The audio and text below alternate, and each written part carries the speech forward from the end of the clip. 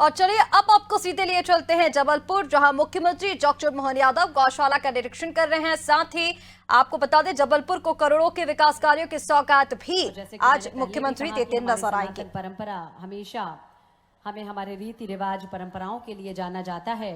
माननीय मुख्यमंत्री जी हमेशा बहुत संवेदनशील है हमारे माननीय मुख्यमंत्री जी, और हमेशा गौवंश संरक्षण का उनका सपना रहा है। आज वो पूरा होने जा रहा है। हमारे संतों का भी हमें आशीर्वाद मिला है। हमारे जो परम पूज्य संत गण यहाँ पर विराजमान हैं, उन्हें भी हम नमन करते हैं, उन्हें भी हम प्रणाम करते हैं।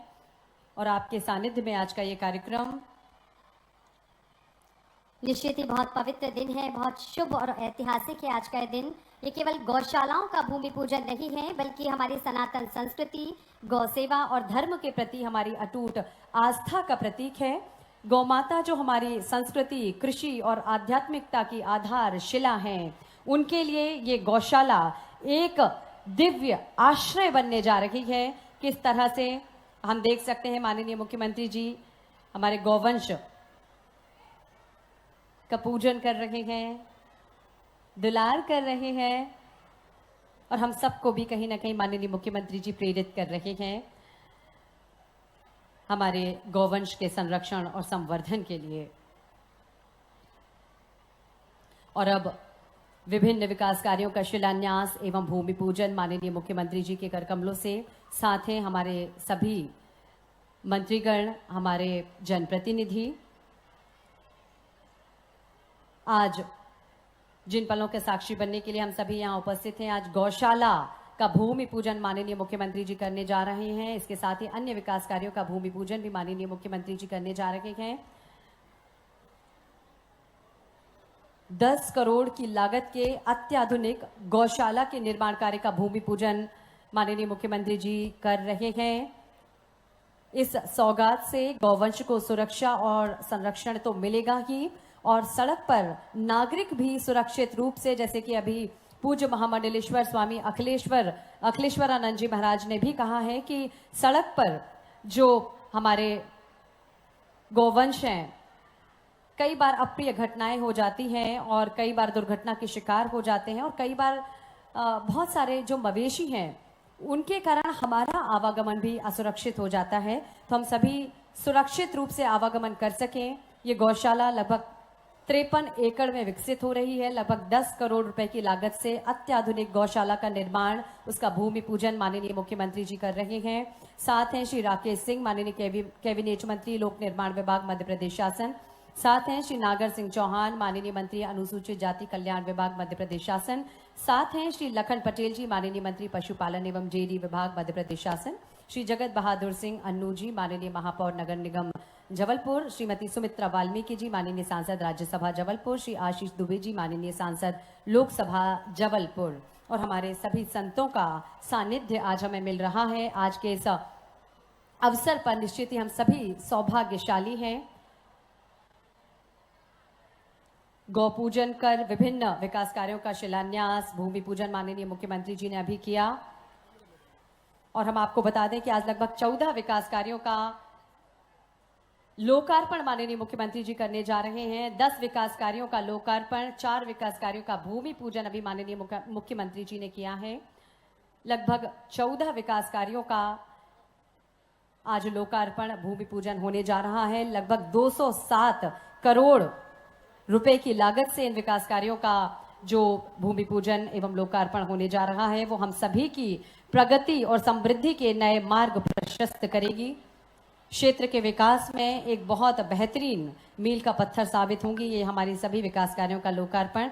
जोरदार तालियां हम सभी की होना चाहिए आदरणीय देवियों सज्जनों, करतल ध्वनि हम सभी की, हम सभी सहभागी बने।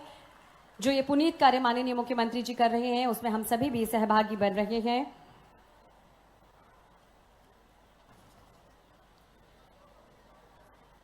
कई सारे विकास कार्यों का शिलान्यास, भूमि पूजन, लोकार्पण माननीय मुख्यमंत्री जी ने अभी किया।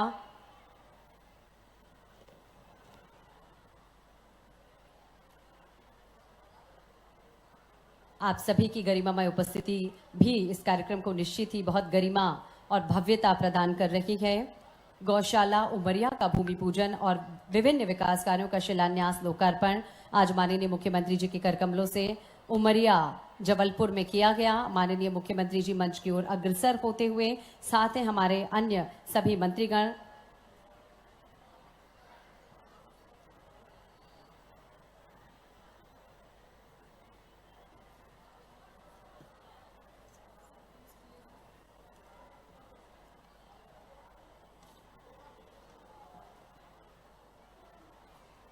माननीय मुख्यमंत्री जी का सदैव ये प्रयास रहता है कि आप सभी के चेहरों पर मुस्कान ला सकें। उनकी मनमोहक मुस्कान भी हम सभी को प्रेरित करती है हमेशा खुश रहने के लिए, आगे बढ़ने के लिए। और निश्चित ही हम सभी सौभाग्यशाली हैं कि ऐसा नेतृत्व, ऐसा सक्षम नेतृत्व हम सभी को मिला है जो हम सभी के सपनों को रंग भरने के लिए यहाँ पर हैं।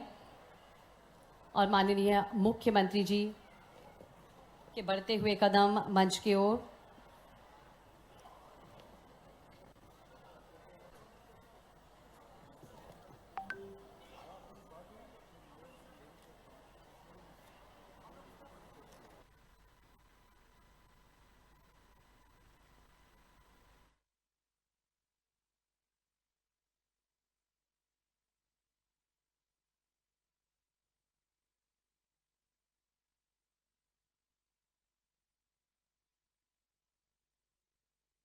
मुख्यमंत्री महोदय का अभिनंदन करें, स्वागत करें और खुशी के इस क्षण में सम्मिलित हो हम सभी पूज्य संतों का आशीर्वाद लेते हुए माननीय मुख्यमंत्री डॉक्टर मोहन यादव जी, हमारी परंपरा जो रही है हमेशा संतों का आदर भाव हमारे मन में रहा है, उन्हीं संतों के चरणों में माननीय मुख्यमंत्री जी नमन कर रहे हैं। सभी संतों का स्वागत कर रहे हैं माननीय मुख्यमंत्री महोदय।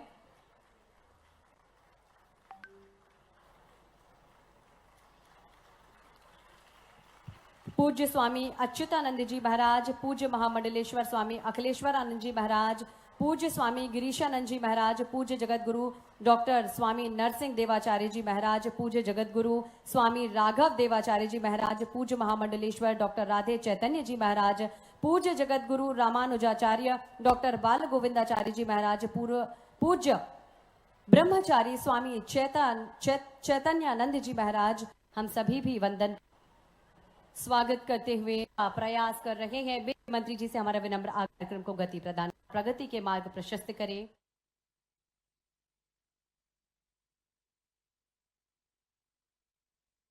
मुख्यमंत्री जी से हमारा विनम्र आग्रह, दीप प्रज्वलन कर कार्यक्रम को गति प्रदान करें।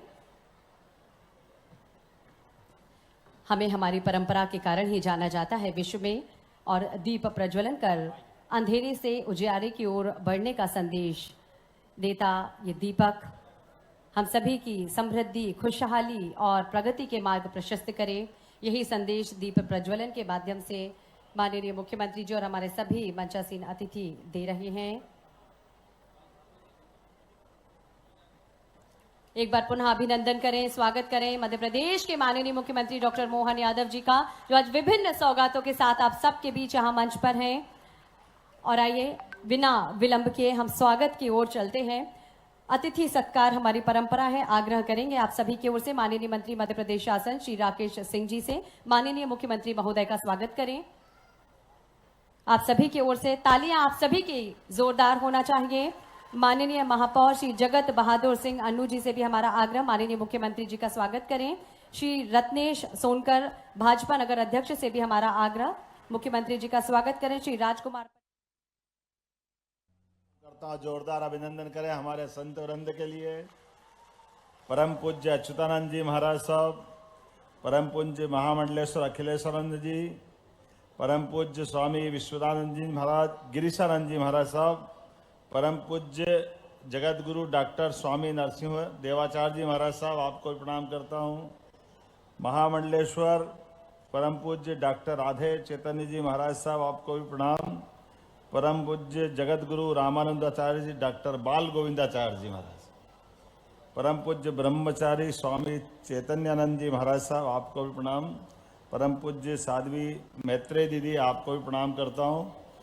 मुझे आपका माननीय परम पूज्य गोविंद गिरी जी महाराज, गिरीशानंद जी महाराज, नाम तो अखिलेश्वरानंद जी महाराज ऐसा लग रहा है कि हमारा पूरा आयोजन, ये पूरा हमारा मंच माननीय मंत्री राकेश सिंह जी, माननीय मंत्री लखन पटेल जी, माननीय सांसद हमारे आशीष जी, माननीय महापौर जी, इस अवसर पर माननीय विधायकगण संतोष जी और हमारे पटेल साहब जोरदार है ना, और इधर से पांडे जी हैं, हाँ सुमित्रा वाल्मीकि जी, माननीय राज्यसभा सांसद जी, दीदी उधर बैठ जाती है तो थोड़ा कंफ्यूजन हो जाता है।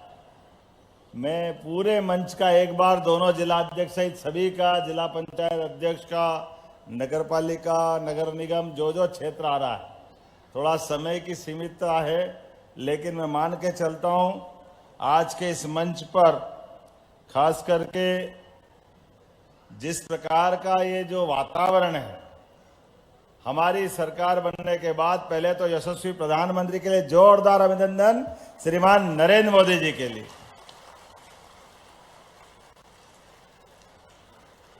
हमारे लिए आज का जो समय चल रहा है, परमात्मा की दया से, संतों की कृपा के बाद, जैसे अयोध्या में भगवान राम मुस्कुरा रहे हैं, काश ये 47 में मुस्कुराते तो देश और आगे जाता है। लेकिन जितनी बाधा खड़े कर सकते थे वो सारी बाधाएं खड़ी की गई अतीत के प्रवाह में, लेकिन जैसी करनी वैसी भरनी।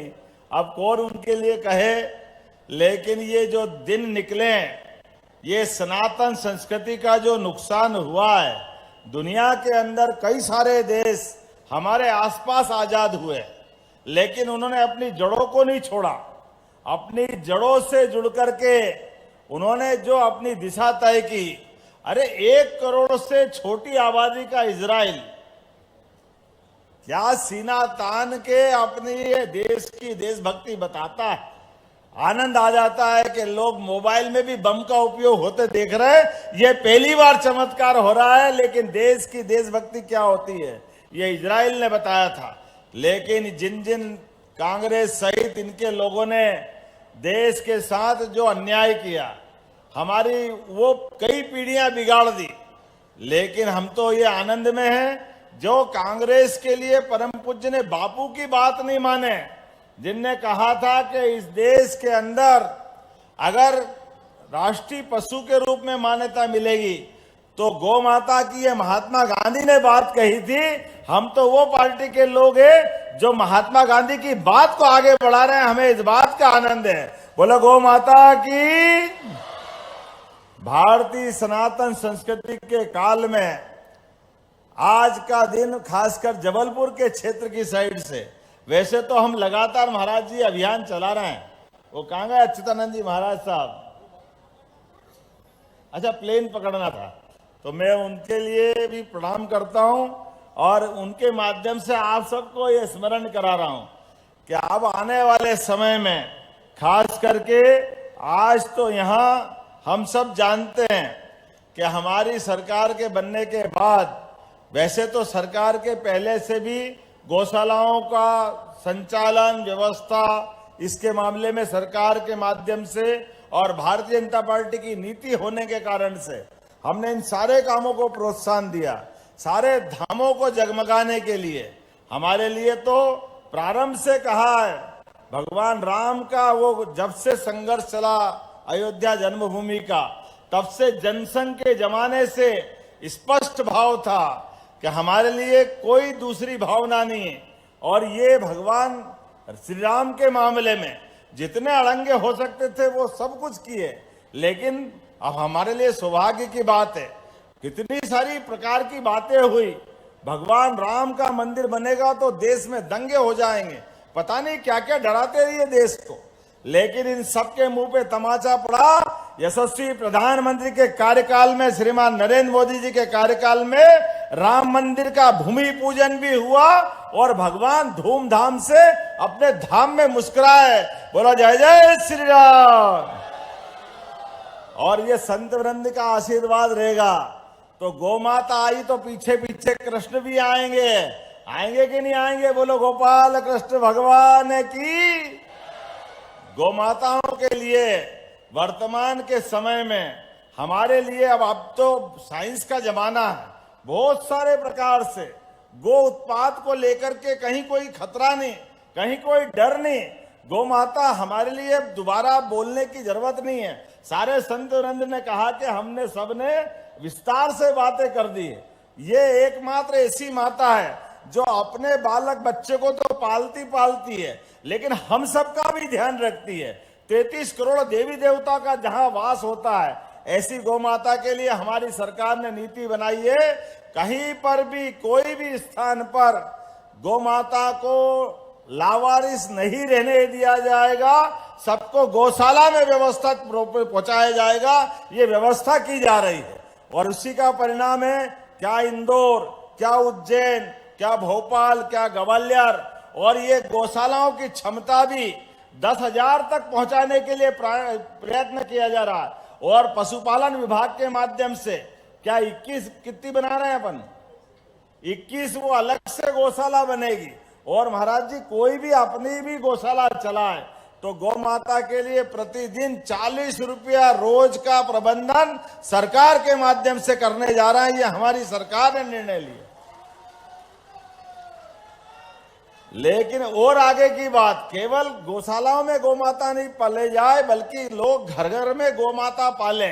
क्योंकि हमारे घर में तो जो घर में गाय पाले वो गोपाल, और भगवान की दया से जिनके घर में गाय का कुल वो घर घर गोकुल।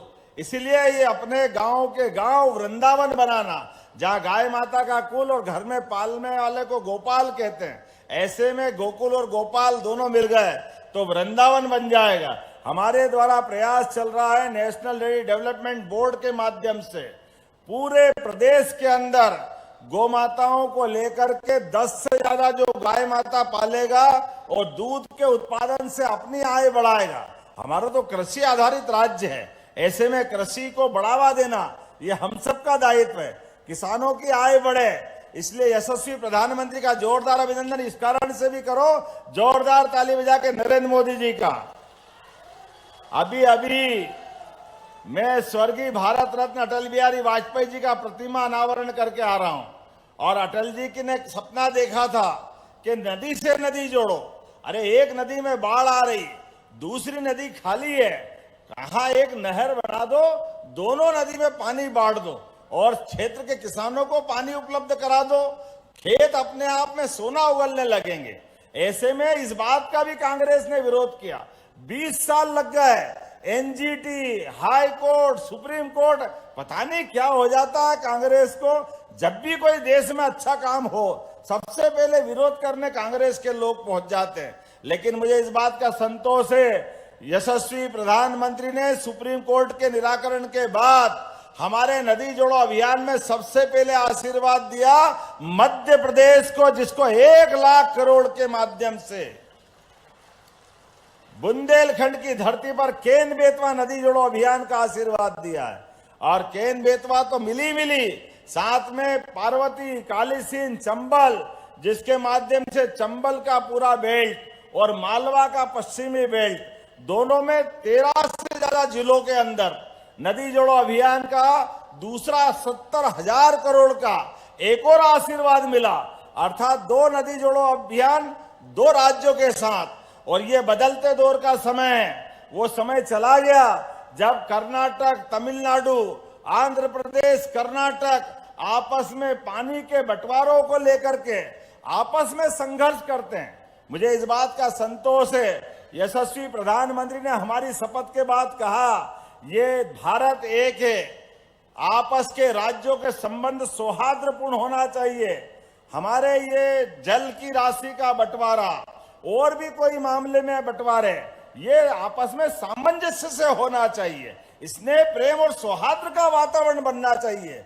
हमने भाई साहब माननीय प्रधानमंत्री जी को उनको आश्वस्त किया था कि प्रधानमंत्री जी आपकी बात को गांठ बांध के रखेंगे। हमारे राज्य के आसपास के जितने भी ऐसे झगड़े जल को लेकर के, सब पे हम अपने प्रबंधन के आधार पर विवाद को समाप्त करते हुए, हमारे मन में भाव है, ये बात सही कि अधिकारियों के लेवल पे बहुत सारे कष्ट होते हैं, लेकिन अधिकारियों को कन्विंस करते हुए हमारे संबंध आपस में बनेंगे। मुझे इस बात की प्रसन्नता है कि राजस्थान और उत्तर प्रदेश के माध्यम से हमने उस विषय को खत्म किया। जोरदार अभिनंदन करो, माननीय मोदी जी की भावना का सम्मान किया। और ये तो अपना मध्य प्रदेश ये नदियों का मायका है, परमात्मा की कृपा है। मां नर्मदा रेवा से पूरा अंचल हमारा हरा भरा है, लेकिन इसके बाद में भी कुछ और नदी माता बची है। अभी महाराष्ट्र के माध्यम से ताप्ती मैया का भी एक बड़ा एग्रीमेंट करने वाले हैं, जिसके माध्यम से वहां भी नदी जोड़ो अभियान को चलाएंगे। जब पानी हो जाएगा, खेती होगी, हमारी सब प्रकार की व्यवस्था सुधरेगी। और जल जब आता है, माननीय हमारे बीच में रहीम दास जी ने सही कहा है, रहीमन पानी राखिए बिन पानी सब सून, पानी गए न उबरे मोती माल न चून। पानी के आधार पर ही संस्कृति में, खासकर हमारे यहाँ तो सुबह से उठ करके सूर्य नारायण देवता को अर्घ दे करके जल से जीवन की कामना की गई है। गौ माता को बिना रोटी दिए अपना जीवन लगता अधूरा है। ऐसे में ये सभी लोगों के हिसाब से धार्मिक क्रियाकलाप हो सकते हैं, लेकिन जिनका छोटा मन है वो अपना मन अपने पास रखे। हमने तो प्रयास किया है कि ये सारे चीजों के साथ साथ सनातन संस्कृति को लेकर के भी, और अभी तो महाराज जी आपके आशीर्वाद से निर्णय किया है कि हमारे द्वारा धार्मिक नगरों में दारू की दुकानें बंद कराएंगे और दूध की दुकानें खुलाने का काम प्रदेश भर में अभियान चलेगा। शराब के मारे पूरा संस्कृति, पूरा समाज सब कष्ट में होते हैं। शराब की खराबी के बारे में कुछ बोलने की जरूरत नहीं है। पीढ़ी की पीढ़ी बर्बाद हो जाती, खासकर माता बहनें बच्चे बाद में कष्ट पाते हैं। लेकिन इन व्यवस्थाओं के आधार पर धीरे धीरे करके अभी की दृष्टि से हमने महेश्वर में महारानी अहिल्याबाई की जयंती के अवसर पर 300वीं जयंती चल रही है। जैसे पहले हमने अपनी यहाँ रानी दुर्गावती के नाम पर यहाँ कैबिनेट की थी, संग्रामपुर में कैबिनेट उनकी दूसरी राजधानी में की थी। अरे ये गौरवशाली अतीत की महारानियां हैं, ये वीरांगना हैं। इनके जीवन के विभिन्न ऐसे ऐसे चरित्र के किस्से हैं जो समाज में आज की पीढ़ी को जानना चाहिए। देशभक्ति क्या है ये सिखाने के लिए वो पर्याप्त है।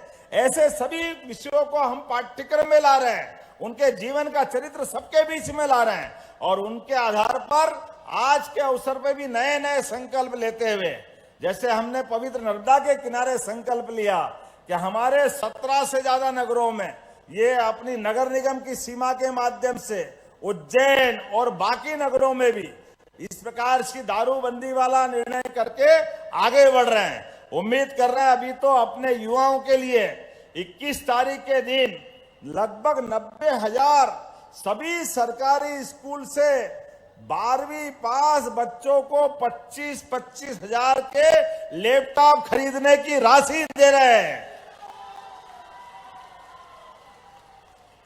बच्चों के लिए उनकी प्रतिभा के बलबूते पर उनको प्रोत्साहन देने की जरूरत है, और वो पढ़ लिख के आगे बढ़े, डॉक्टर, वकील, इंजीनियर बने, अपना स्वतंत्र व्यवसाय खड़ा करे, अपना उद्योग धंधा बनाए, जो कर सकते करे। इसलिए प्रदेश भर में, ऐसे जबलपुर में हमने रीजनल इंडस्ट्री कॉन्क्लेव की थी।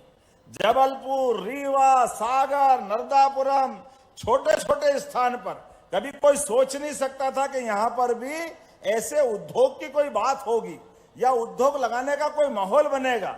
लेकिन महाराज जी, ये 3 महीने लोकसभा चुनाव को छोड़ दें तो कोई महीना ऐसा खाली नहीं रहा जहां हमने लगातार उद्योग धंधे की बात नहीं की है। अरे उद्योग धंधे लगेंगे तो प्रदेश समृद्ध होगा, युवाओं को काम मिलेगा, महिलाओं का सम्मान बढ़ेगा, गरीबों की जिंदगी सुधरेगी और किसानों के हाथ में धन आएगा। ये लगातार अभियान चलाने का काम हमारी सरकार के द्वारा किया जाएगा। यशस्वी प्रधानमंत्री ने कहा कि हमारे पास 4 श्रेणी है और चारों श्रेणियों के जीवन में बेहतरी के लिए सरकार को काम करना है। हमने एक एक करके सबके लिए नीतियां बनाई और लक्ष्य लिया 2028 तक सभी प्रकार के युवाओं के लिए, खास करके 70% से ज्यादा युवा, और केवल निजी नहीं सरकारी स्तर पे भी 1 लाख अलग अलग प्रकार के पदों को भरते हुए 2,70,000 पद तो सरकारी और गैर सरकारी लाखों पदों के आधार पर हमारी सरकार रोजगार के प्रबंध कर रही है। अपनी खेती के लिए भी सिंचाई का रकबा 48 लाख हेक्टेयर से बढ़ा करके 1 करोड़ लाख हेक्टेयर तक करने का निर्णय सरकार के द्वारा किया गया है।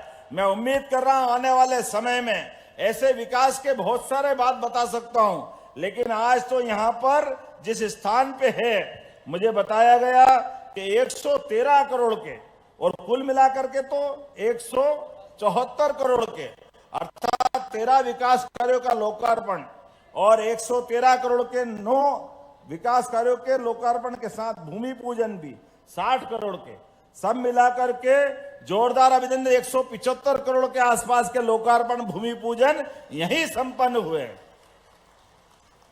हमारी सरकार ने तय किया है कि यशस्वी प्रधानमंत्री के नेतृत्व में जब भारत दुनिया की तीसरी अर्थव्यवस्था की तरफ बढ़ेगा तो ऐसे में हर राज्य का अपना अपना योगदान होना चाहिए। हमारी सरकार ने 3.25 लाख करोड़ से बजट की तरफ कदम बढ़ाया। 5 साल के अंदर 7 लाख करोड़ का बजट हम निश्चित करने वाले हैं। 7 लाख करोड़ का। अरे आनंद से जरा ताली वाली बजा करके हौसला अफजाई तो करो अपने बीच में। आप अंदाज लगा लो कहां 2003-4 में केवल 20,000 करोड़ का बजट था और कहां हमारा ये 2003-4 के बाद 3.25 लाख करोड़ पे हमारे पास आया और इसको 5 साल में डबल कर रहे हैं। एक एक पैसा जनता की बेहतरी के लिए, गरीबों की जिंदगी बदलने के लिए, युवाओं को काम देने के लिए और प्रदेश को देश का नंबर 1 का राज्य बनाने के लिए लगातार अभियान चला रहे हैं। उम्मीद करता हूं थोड़ा विलंब से आया, क्षमा भी चाहता हूं, लेकिन इस विकास के साक्षी आप बनते रहेंगे। और आज गौशाला का धाम तो क्या मुस्कुराया, जबलपुर का जाबालिमपुरम धन्य हुआ है। आज संतों की सानिध्य में गौ माता का आश्रय केंद्र और गौ माता का के तो 33 करोड़ देवी देवताओं का है, हमारे लिए आनंद का धाम बना है। और ऊपर एयरपोर्ट और नीचे परमात्मा की दया से ये देव धाम बन जाएगा। यहाँ ये गौशाला के माध्यम से हमारी अपने इस संस्कृति की मान्यता को पुष्ट करने के लिए मैं नगर निगम और हमारे पशुपालन विभाग और सारे मंत्रिमंडल सहित सभी मित्रों को बधाई देना चाहूंगा।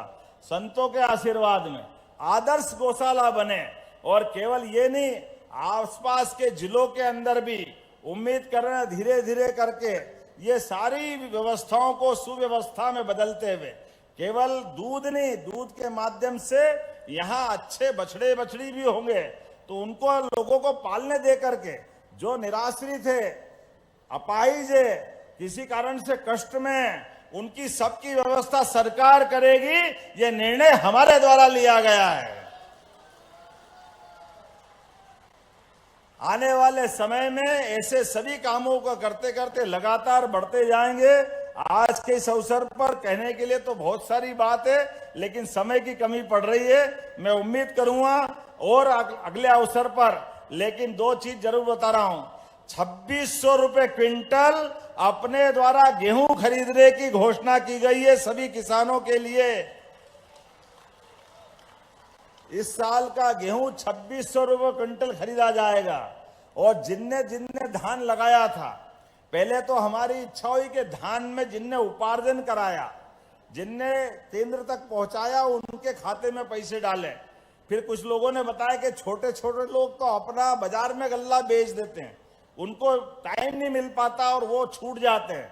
तो हमने अगली बार योजना बनाई, इसी बार से प्लान कर रहे हैं कि प्रत्येक व्यक्ति जिसने धान लगाया सबको 2000 रुपया हेक्टर अर्थात 400 रुपया बीघा की दृष्टि से उनके खाते में पैसे डालने का निर्णय अपनी सरकार के माध्यम से कर रहे हैं।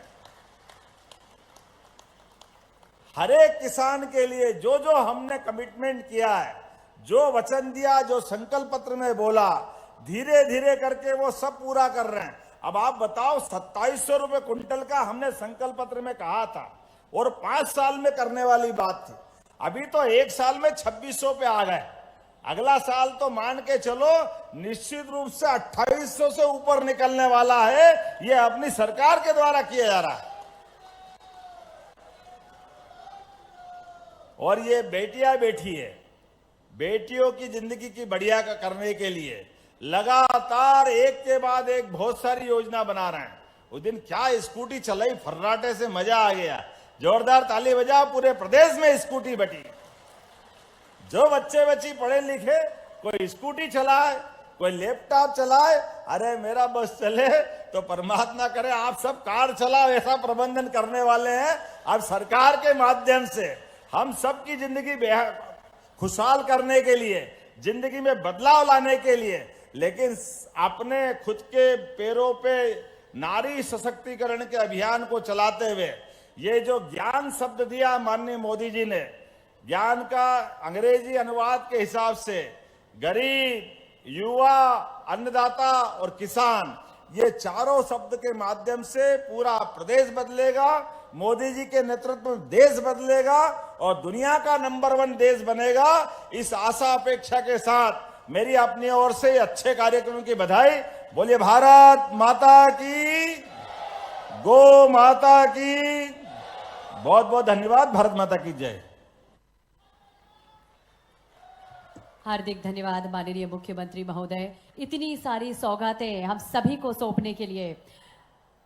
जोरदार तालियों से माननीय मुख्यमंत्री महोदय का अभिनंदन करें। हम सभी को इतनी सारी सौगातें सौंपने